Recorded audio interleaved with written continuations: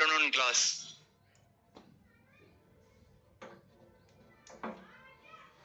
पिछले क्लास में क्या हुआ था? कहां सेंट्रॉइड तक।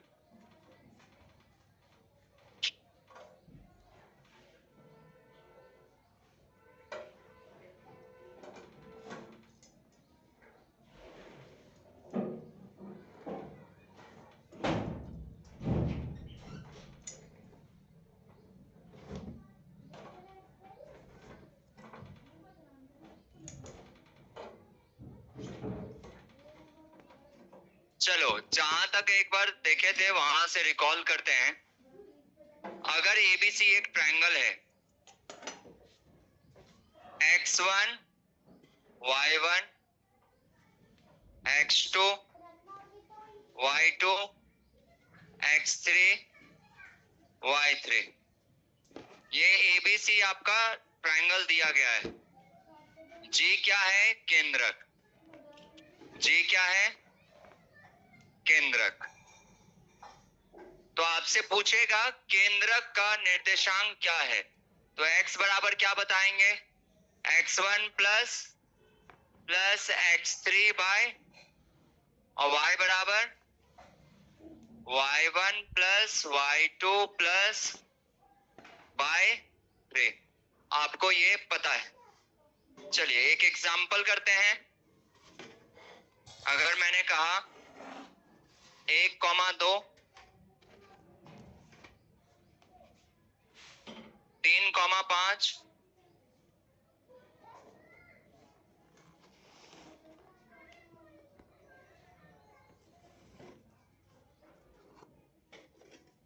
5,8, केंद्रक आपसे पूछा जा रहा है। अगर जी केंद्रक है, सेंट्रॉइड है, तो सेंट्रॉइड का मान क्या होगा? बताइए, सेंट्रॉइड का मान क्या होगा? कोई बात नहीं, जिनसे नहीं बन रहा है वो देखिए। x का मान हमने क्या कहा था? x1 plus x2 plus x3, तो क्या लिखेंगे? 1 प्लस 3 प्लस 5 बटे 3। और x2 y का मान क्या आ जाएगा? जल्दी से देखिए, 2 प्लस 5 प्लस 8 बटे 3, तो कितना आएगा? 5 3 8 1 9, 9 बटे 3 3, और ये 8 5 13, तो 15 बटे 3, कितना आ जाएगा? 5। तो आप कह सकते हैं x, y का मान कितना आ जाएगा? 3, ये हमारा क्या होगा? आंसर। नोट कर लीजिएगा, नोट कर लीजिए जल्दी से।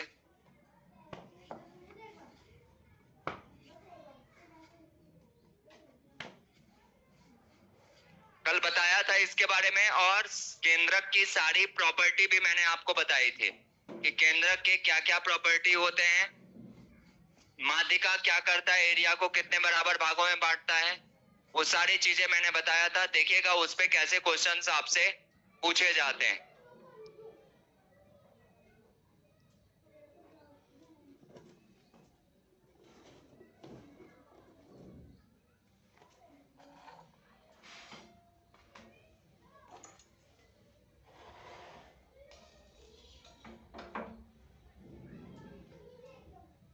लिख लिया?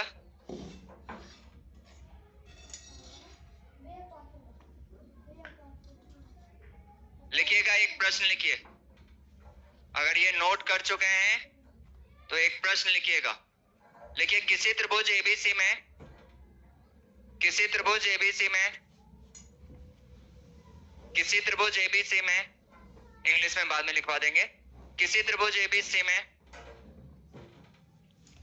डी तथा ई, डी तथा ई, भुजा AB, डी तथा ई, भुजा AB एवं AC का मध्य बिंदु है। डी तथा ई, भुजा AB एवं AC का मध्य बिंदु है। यदि यदि G केंद्रक हो, यदि G केंद्रक हो, यदि G केंद्रक हो तो त्रिभुज ABC का क्षेत्रफल ज्ञात करें। तो त्रिभुज ABC का क्षेत्रफल ज्ञात करें। अब देखिए D का कोऑर्डिनेट दिया गया है, D का कोऑर्डिनेट दिया गया 3,5, E का कोऑर्डिनेट दिया गया 5,7 और G का कोऑर्डिनेट दिया गया 2,3। ये दिया गया है, आपसे त्रिभुज ABC का क्षेत्रफल पूछा है। इंग्लिश में लिखिएगा बच्चा, in a triangle ABC D and E, in a triangle ABC D and E are the midpoint, D and E are the midpoint of side AB and AC respectively. In a triangle ABC D and E are the midpoint of side AB and AC respectively. If G is the centroid, if G is the centroid, if G is the centroid, if G is the centroid, find area of triangle ABC. Find area of triangle ABC, जहां पे D, E और G का निर्देशांक coordinate दिया गया है। किसका? D, E और G का कोऑर्डिनेट दिया गया है बच्चा। बताइए क्या होगा क्षेत्रफल ABC का?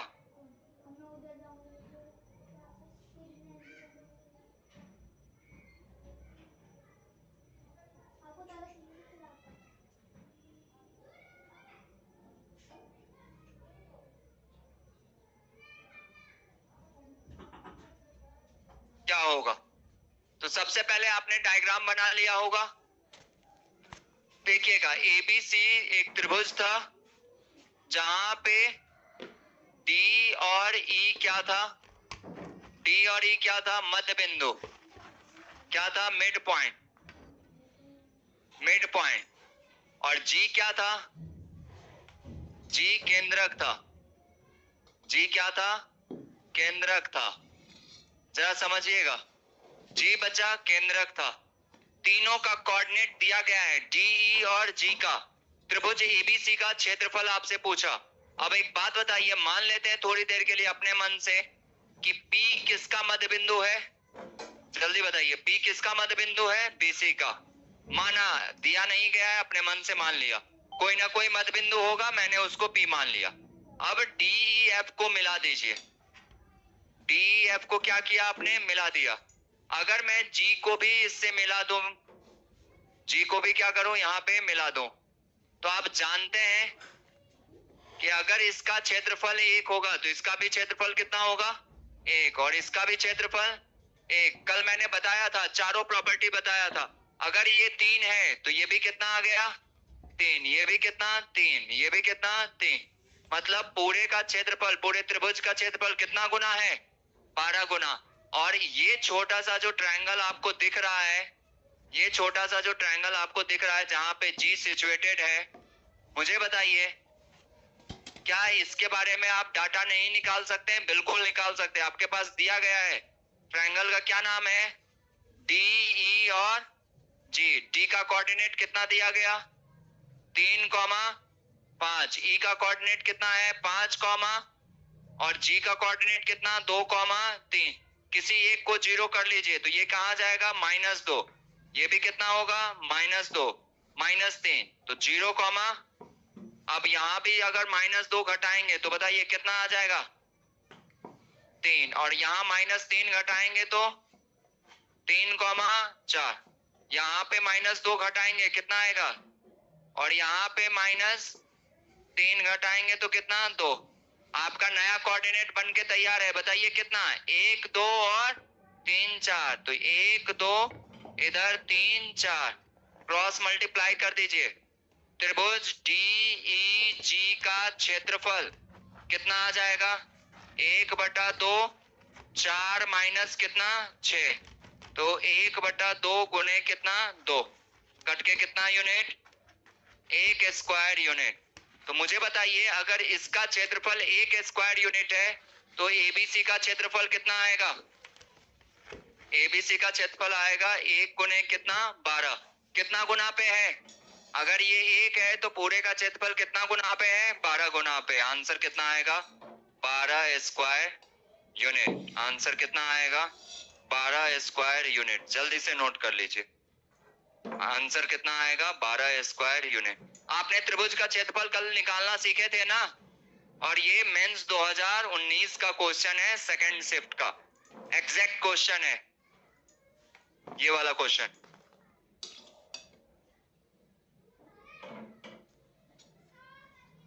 आपको केंद्रक और इस दोनों का निर्देशांक दिया गया था, लेकिन हमें प्रॉपर्टी पता है, अगर इसका क्षेत्रफल 1 है तो ये भी 1 होगा, ये भी 1 होगा। कल ही मैंने बताया था, याद होगा। इस तरह से अगर केंद्रक से शीर्ष को मिलाते हैं तो त्रिभुज को कितने बराबर भागों में बांटता है? 3 बराबर भागों में बांटता है। अगर ये 1 है, ये भी 1 होगा और ये भी 1 होगा। पूरे का मान कितना? 3। अगर ये 3 तो ये भी 3, ये भी 3, ये भी 3, टोटल मिला के 12। अगर इसका मान 1 तो पूरे त्रिभुज का क्षेत्रफल कितना होगा? 12 गुना होगा। कितना गुना होगा? 12 गुना होगा। तो इसका क्षेत्रफल निकालना हमारे लिए आसान था क्योंकि तीनों शीर्ष दिए गए थे। हमने कल सीखा था 1 और 2, 3 और 4। 1 2 3 4 क्रॉस मल्टीप्लाई करते हैं, 4 का 4, 3 दूनी 6, तो 4 में से 6 गया, -2, लेकिन मॉड लगा है तो कितना आया? 2। बाहर कितना? 1/2, तो 1 यूनिट आ गया। पूरे का मान कितना आएगा? 12 स्क्वायर यूनिट। 12 गुना पे तो कितना आ जाएगा? 12 स्क्वायर यूनिट।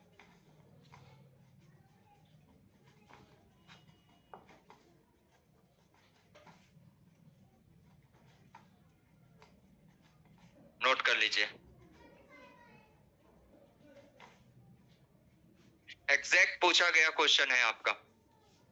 लेकिन अब यहाँ पे कोऑर्डिनेट से ज्यादा किसका यूज हो रहा है? ज्योमेट्री का यूज हो रहा है। अगर ज्योमेट्री का प्रॉपर्टी कल जैसे 4 प्रॉपर्टी मैंने आपको बताया था, याद है? एक प्रॉपर्टी ये था, दूसरा ये था कि माध्य का क्षेत्रफल को 2 बराबर भागों में बांटता है, तीसरा था अगर तीनों मध्य बिंदु को मिला दे तो क्षेत्रफल को 4 बराबर भागों में बांटता है। ऐसे ही एक और बच गया, चौथा क्या था? अगर सभी माध्य का कर रहा है तो कितने बराबर भागों में? 6 बराबर भागों में। ये चारों चीज मैंने कल ही आपको बताया था बहुत अच्छे से ब्रीफिंग करके, इसलिए लिख लीजिए।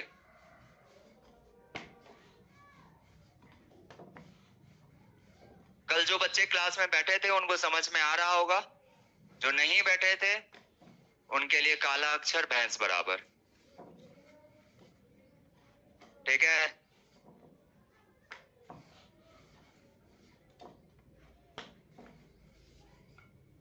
यार उन्हें तो सब आता होगा।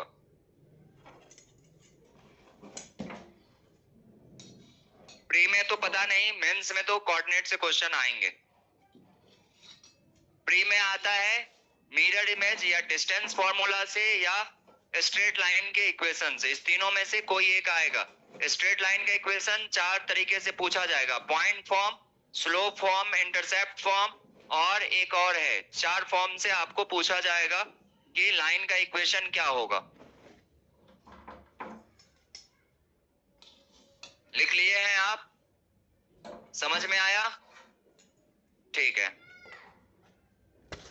इस तरह से किसी का कोऑर्डिनेट, मान लीजिए आगे चल के DEP का कोऑर्डिनेट दे दिया, तीनों मध्य बिंदु का कोऑर्डिनेट दे दिया और पूछा त्रिभुज ABC का क्षेत्रफल बताइए क्या होगा?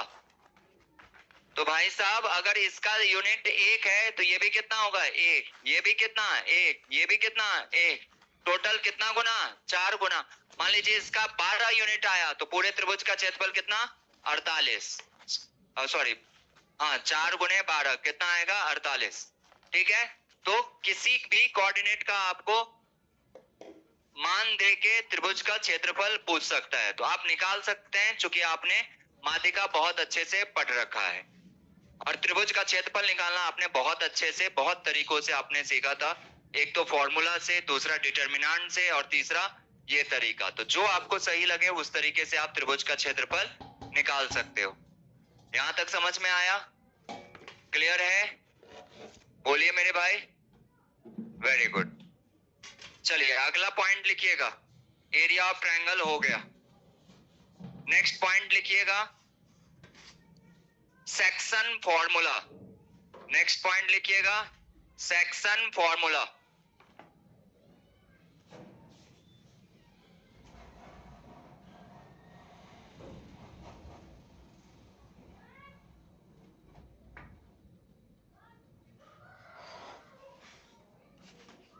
प्लीज ध्यान देना सारे बच्चे, अब नया टॉपिक है, कल नहीं भी क्लास की है फिर भी आपको ये बात समझ में आ सकता है अगर अब भी ध्यान दो तो। सेक्शन फॉर्मूला,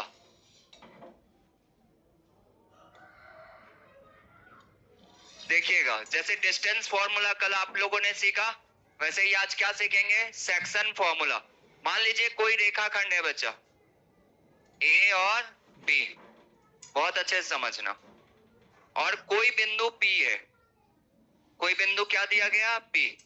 तो P बिंदु रेखाखंड AB को किसी अनुपात में काटता हो, AB अपॉन BP, मैंने कहा M अनुपात N में काटता हो। तो ये क्या है, अनुपात है। क्या ये एग्जैक्ट वैल्यू है क्या, नहीं है। मैंने कहा एक छोटा सा कोई भी टुकड़ा है, अगर उसके बीच में कोई बिंदु दिया गया है, मैं कह रहा हूं 2:3 में बांटा, तो 2 अनुपात उसका लेंथ नहीं है, 2:3 का मतलब है पूरा यूनिट 5 यूनिट है। 5 यूनिट का मान कुछ भी हो सकता है, मान लीजिए 25 सेंटीमीटर का है, तो 5 यूनिट का मान 25 सेंटीमीटर, तो 2 यूनिट का मान कितना, 10, 3 यूनिट का मान कितना, 15। तो लेंथ अलग चीज है, रेशियो अलग चीज है। रेशियो हमेशा simplest form of P by Q, P by Q का सरलतम रूप ही क्या कहलाता है, रेशियो कहलाता है। तो AP और PB का अनुपात दिया गया है कितना, M अनुपात N, और A का निर्देशांक दिया गया x1, y1, B का निर्देशांक दिया गया x2, y2। बहुत अच्छे समझिएगा, और हमसे पूछा जा रहा है P का निर्देशांक यानी x, y। क्या पूछा जा रहा है, x, y। अब देखिए यहां से यहां तक का अनुपात कितना है, M, और यहां से यहां तक का अनुपात क्या है, N। बहुत अच्छे से समझना, अगर x y पूछा जा रहा है यानी P का निर्देशांक पूछा जा रहा है, x की वैल्यू बताना है। अब मुझे बताओ ये M जो है वो x1 से टच कर रहा है या x2 से, x1 से। किससे, x1 से। समझिएगा कैसे दिमाग में रिकॉल कर पाएंगे फॉर्मूला। M किसको टच कर रहा है, x1 को, मतलब इनिशियल पॉइंट x1 से शुरू हुआ है, तो M जिसको टच कर रहा है उसको छोड़ के दूर वाले के साथ मल्टीप्लाई होगा, तो क्या किससे मल्टीप्लाई होगा, x2 से। अब N किसको टच कर रहा है, x2 को या x1 को, x2 को, तो ये किसको मल्टीप्लाई करेगा, x1 को। तो याद रखिएगा formula, mx2 plus nx1 upon में बचा m प्लस n। मेरे भाई अपॉन में क्या लिखोगे, m प्लस n। दूसरा, अगर इसी तरह y के बारे में हम विचार करें तो इसी तरह m y1 को टच कर रहा है या y2 को, y2 को कर रहा है, तो m को किससे, y2 को, और n को किससे, y1 से। तो अब क्या लिखेंगे, my2 plus ny1 upon m plus n। ये जो इंटरसेक्शन है ये रेखाखंड के अंदर है या बाहर है, अंदर है, इसीलिए इसको क्या कहते हैं, इंटरनल सेक्शन। क्या कहते हैं, इंटरनल सेक्शन। कल के डेट में P बिंदु रेखाखंड के बाहर हो तो वो क्या कहलाएगा, एक्सटर्नल सेक्शन। पहले इसको नोट कीजिए। सेक्शन फॉर्मूला वास्तव में क्या होता है मैं आपको बताऊं, ये समरूपता बनता है। दो त्रिभुज होते हैं, दोनों त्रिभुज समरूप होते हैं। अगर ये थीटा तो ये थीटा, अगर ये अल्फा, ये 90, ये 90, और वहां से इसका अनुपात है m अनुपात n। ये P है, ये A है और ये B है।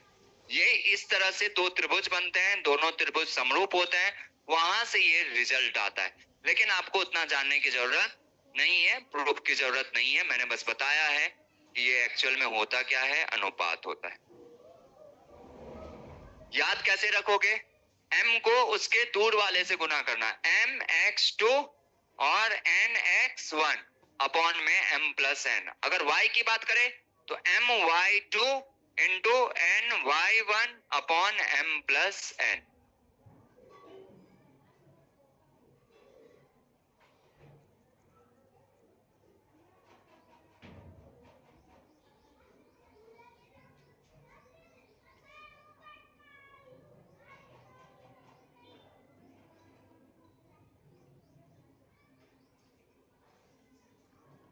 ये इंटरनल सेक्शन है। आंतरिक रूप से ये क्या कर रहा है, उसको विभाजित कर रहा है।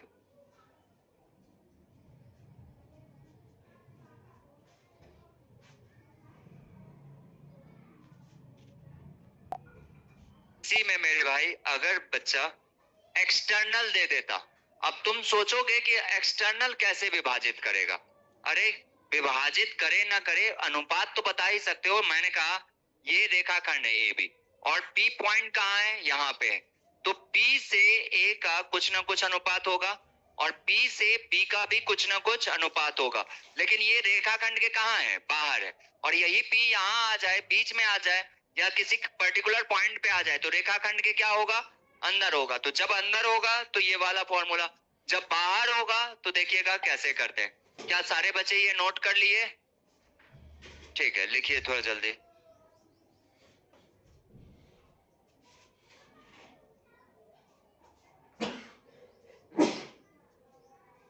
ये आंतरिक रूप से कर रहा है। अगर यही एक्सटर्नल होगा तो आगे देखेंगे क्या होता है। एक्सटर्नल सेक्शन फॉर्मूला,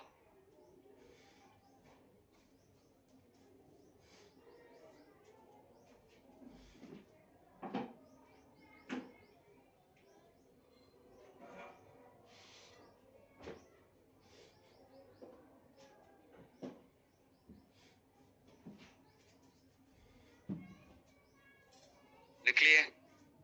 चलो देखना मेरे भाई, एक्सटर्नल सेक्शन फॉर्मूला क्या होता है।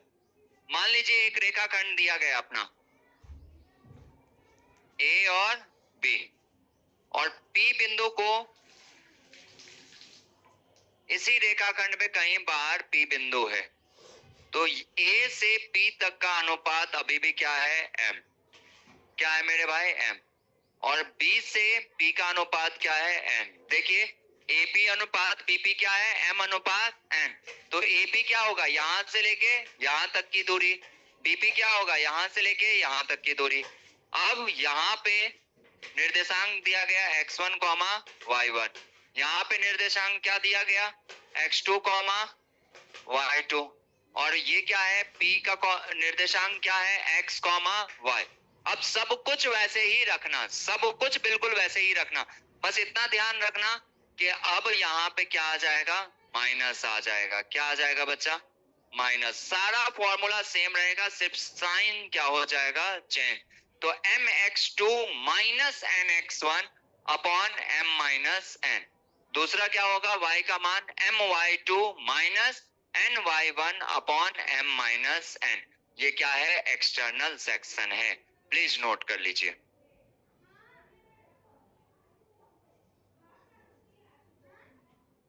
बस ग्राफ में अंतर है, फॉर्मूले में सिर्फ माइनस करना है।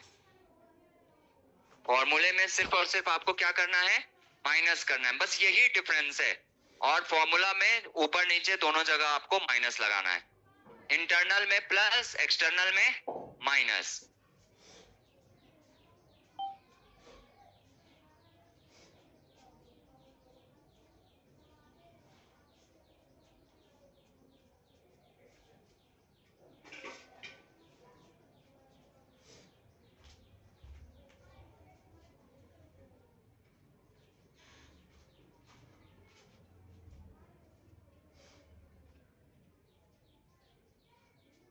अनुपात बस यही होना चाहिए, एपी अनुपात बीपी क्या होना चाहिए, एम अनुपात एन।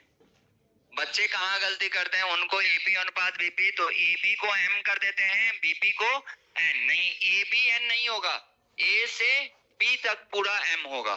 याद रखिएगा, ए से पी नहीं, ए से पी और फिर बी से पी, ये अनुपात दिया जाएगा।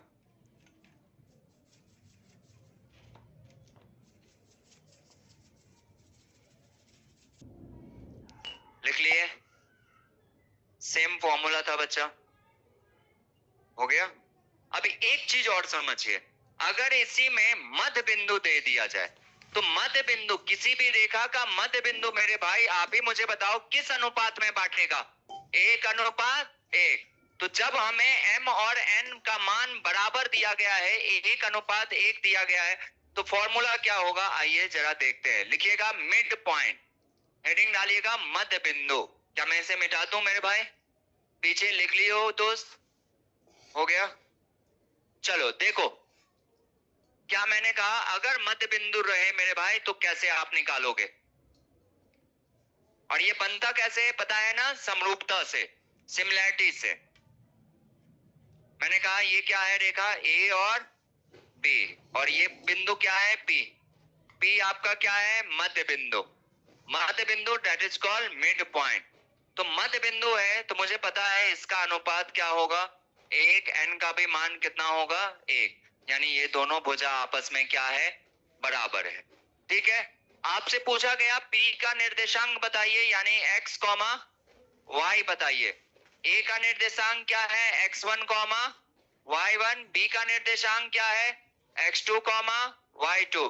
अब मुझे बताइए, अगर सिर्फ मध्य बिंदु के बारे में हमसे बात किया जाए, हम अभी आपसे सिखाए हैं कि x बराबर क्या होता है? m, चूंकि ये इंटरनली है, आंतरिक रूप से है, तो क्या लिखेंगे? mx2 plus nx1 upon m plus n। अब चूंकि m बराबर क्या है? n, ab और bp का अनुपात क्या है? 1:1। तो आप जान गए हैं m का मान भी 1 है, तो x2 प्लस n का भी मान 1 है, x1 और बटे में 1 प्लस 1। तो सजा के अगर लिख दे तो क्या लिखे? x1 plus x2 bye 2। हमेशा याद रखिएगा, लिख ही लीजिए एक बार, 1 लिखने में क्या ही जा रहा है, लिख लीजिए। ठीक है, तो इस तरह से अगर y के बारे में बात किया जाए तो सेम बात, my2 plus ny1 upon m plus n। क्या लिखेंगे आप बताएं? 1 into y2 plus 1 into y1 upon 1 plus 1। मेरा बच्चा क्या आ जाएगा? y1 plus y2 bye 2। अगर किसी भी मध्य बिंदु का आपको निर्देशांक निकालना हो तो उसके भुज का योग बटे 2 और दोनों के कोटि का योग बटे 2, यानी कि x1 प्लस x2 बाय 2 और y1 प्लस y2 बाय 2। ये क्या कहलाता है? Mid point.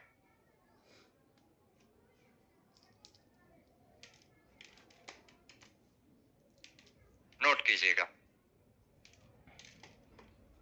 चूंकि m और n दोनों क्या है? बराबर है, 1:1 है।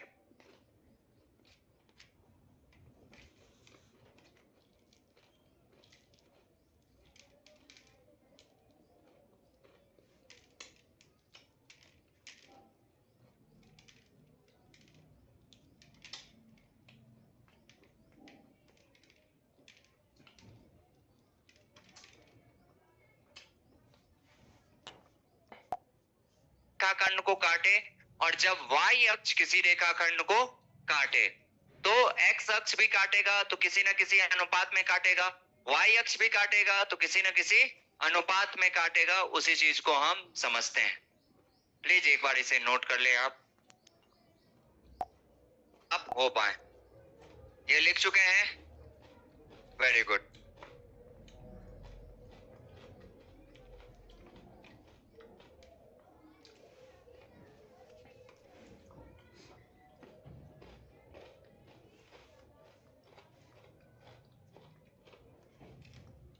अगला पॉइंट देखिए, एक ही साथ दोनों देखिएगा, मैं डायग्राम बना दे रहा हूं।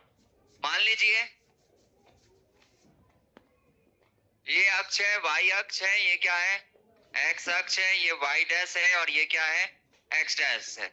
ये मूल बिंदु है 0, 0। मान लीजिए कोई रेखा है जिसको x अक्ष प्रतिच्छेद करता है, मान लीजिए AB, तो x अक्ष कुछ ऐसे ही प्रतिच्छेद करेगा। तो x अक्ष जहां प्रतिच्छेद करेगा वो पॉइंट क्या होगा? x। लेकिन y बराबर कितना होगा? y बराबर कितना आएगा? 0। जब x अक्ष प्रतिच्छेद कर रहा हो मेरे भाई, ये चौथा पॉइंट है, सॉरी, किसका? इंटरसेक्ट, ठीक है। चलिए जरा समझिएगा, जब एक्स एक्सिस किसी भी लाइन को इंटरसेक्ट कर रहा हो मेरे भाई, तो हमेशा याद रखिएगा जिस बिंदु पे करेगा एक्स कोई ना कोई आपका भुज होगा, लेकिन एक्स अक्ष पे वाई कितना होता है? 0, और वाई अक्ष पे एक्स क्या होता है? 0। तो आप जानते हैं कि ये क्या हो जाएगा? 0। मान लीजिए किस अनुपात में बांट रहा है? m कॉमा n में। एक्स अक्ष किस पे अनुपात में बांट रहा है? m comma n। a का निर्देशांक क्या होगा? x1 कॉमा, b का निर्देशांक क्या होगा? x2 comma y2। अब मुझे बताइए, अगर y बराबर 0 आ गया है x कॉमा y में, y बराबर क्या आ गया? 0। इंटरनल है, फॉर्मूला आपको पता है, y बराबर क्या आएगा? my2 plus ny1 upon m plus n।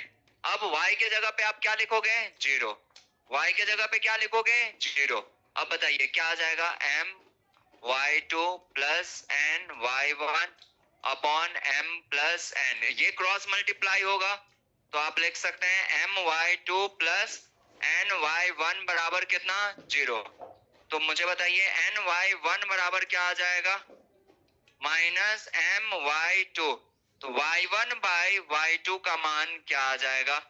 Minus m by n। और आपसे m बाई n पूछे तो इधर लगा देना, या फिर ऐसे पूछे m बाई n बराबर क्या आएगा? Minus y1 by y2। कब? जब x अक्ष प्रतिच्छेद करेगा तो m बाई n का मान कितना आ जाएगा? जल्दी बताइए। Minus y1 by y2। Direct ये रिजल्ट पूछता है बच्चा, इतना करने की जरूरत नहीं है, स्टार लगा लीजिएगा, इंपॉर्टेंट है, अभी क्वेश्चन में हम देखेंगे। जल्दी से नोट कर लीजिए। When x axis intersect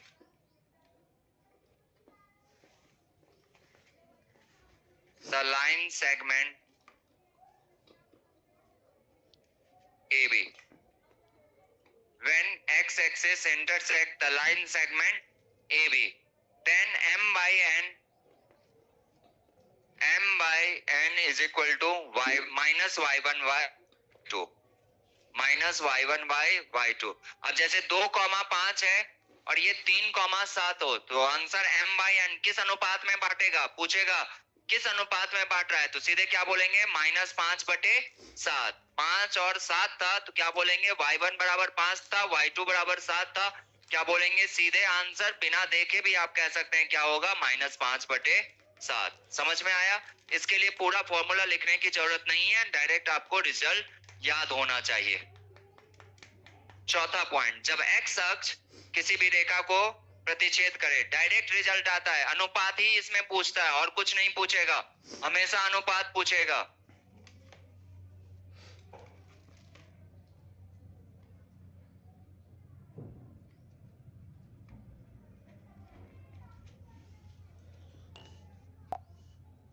y का फॉर्मूला अभी आपने इंटरनल सेक्शन में देखा था, my2 plus ny1 upon m plus n।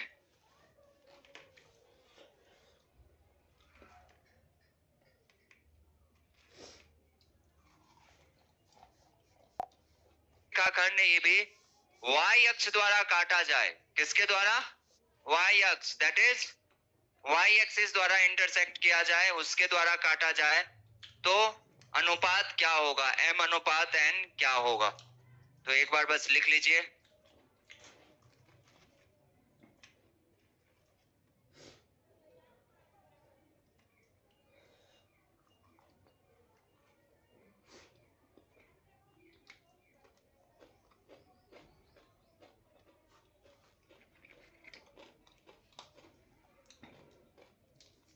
ये लिख चुके हैं सारे बच्चे मेरे भाई? कोई बच्चा लिख रहा है तो रुक जाओ, लिख लीजिए, मैं वेट कर लूंगा।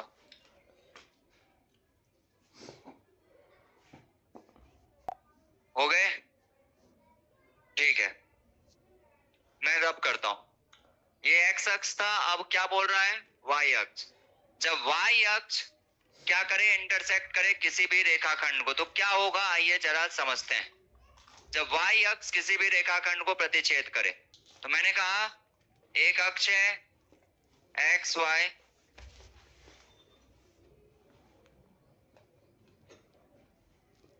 तो कैसे प्रतिच्छेद करेगा? मान लीजिए ये रेखा हो गया ए और बी, तो रेखाखंड का निर्देशांक क्या होगा मेरे बच्चे?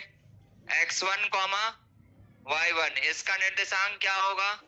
x2 comma y2। लेकिन ये जो बिंदु y अक्ष पे होगा, यहाँ पे x कितना होता है और y कोई ना कोई होगा जिसका नाम हमने y लिया, लेकिन हमें y से मतलब नहीं है। क्यों? क्योंकि हमें चाहिए क्या?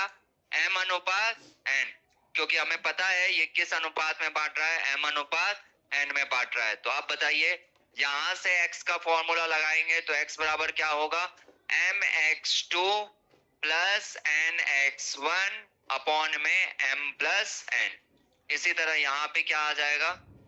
mx2 plus nx1 upon m plus n। Cross multiply करेंगे, क्या लिखेंगे आप? mx2 प्लस nx1 बराबर 0। तो यहां से आप डायरेक्ट लिख दीजिए क्या? mx2 और यहाँ क्या? Minus nx1। तो m बाई n का मान लिखिएगा, क्या आ जाएगा? m by n। तो क्या आएगा? Minus x1 by x2, minus x1 by x2। Note कर लीजिएगा। तो किस अनुपात में काटेगा? माइनस x1 बाई x2 के अनुपात में काटेगा। कौन? y अक्ष। When y axis intersect the line segment AB, तो m अनुपात n क्या होगा? Minus x1 by x2। यही 5 सेगमेंट फॉर्मूला में क्वेश्चन बनाए जा सकते हैं, छठा क्वेश्चन नहीं बनेगा।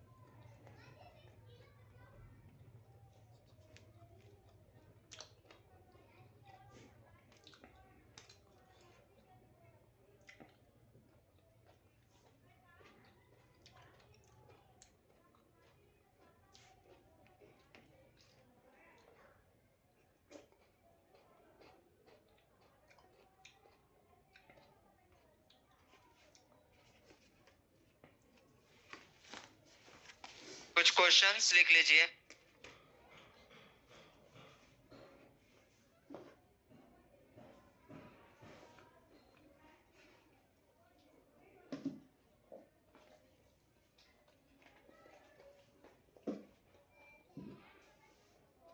यही चारों पे एग्जाम्पल लिख लीजिएगा बच्चा।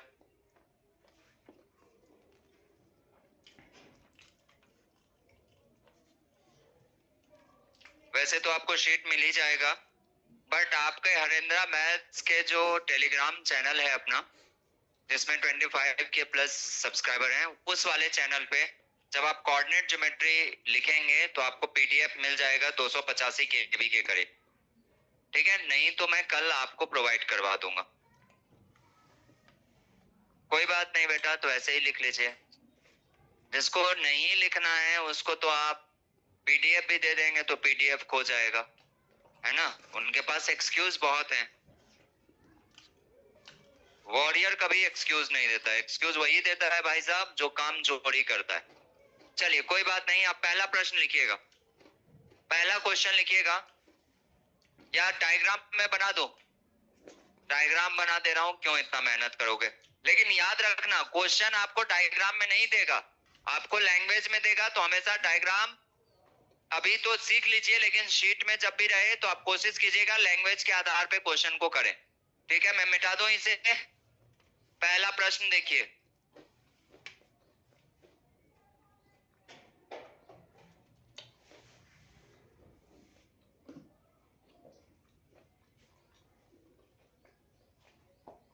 Question number first. पहला क्वेश्चन है, मान लीजिए एक रेखाखंड दिया गया है ए बी। और ये P बिंदु है, ये M है, ये क्यों लिखूं, डायरेक्ट आपको डाटा दिया जाएगा। AP अनुपात PB, AP अनुपात PB दिया गया है आपको 2:3। P का निर्देशांक है 3,4, A का निर्देशांक है 6,9। तो आपसे B का निर्देशांक पूछा जा रहा है, फाइंड x2, y2। B का निर्देशांक पूछा जा रहा है कि फाइंड x2, y2। दूसरा क्वेश्चन है,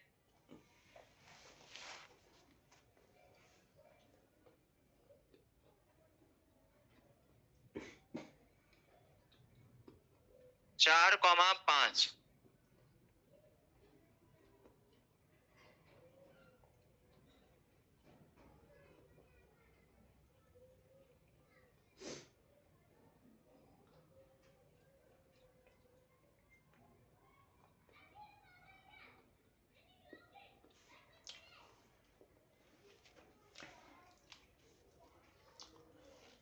P क्या है, मध्य बिंदु है। तो आपसे A दिया गया है, P दिया गया है, B पूछा जा रहा है कि B का निर्देशांक क्या होगा। तीसरा है बच्चा,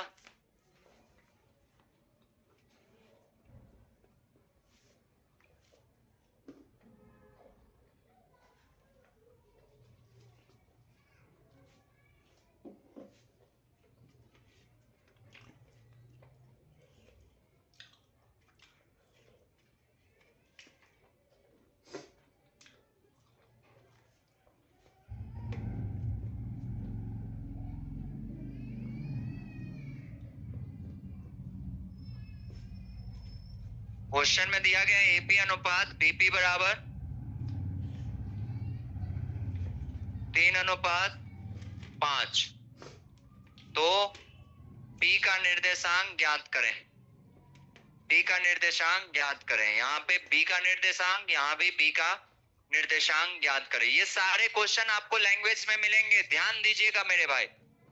AP अनुपात BP कितना है, 5:3, माफ कीजिएगा 3:5 नहीं, 5:3 दिया गया। आपसे P का निर्देशांक पूछा गया। तीसरा प्रश्न,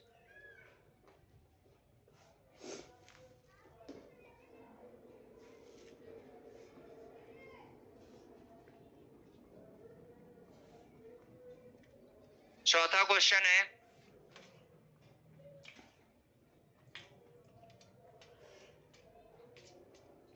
एक रेखा है 2,7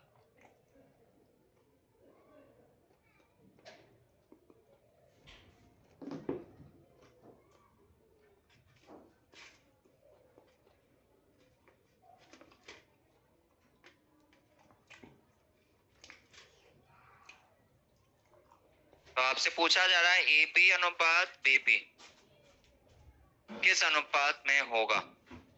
ये चौथा क्वेश्चन है, AP अनुपात BP किस अनुपात में दिया जाएगा।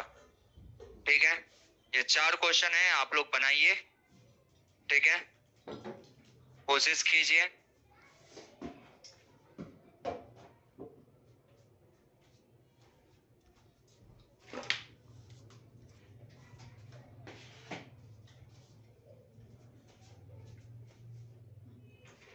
चारों बताए गए क्वेश्चन हैं आपके।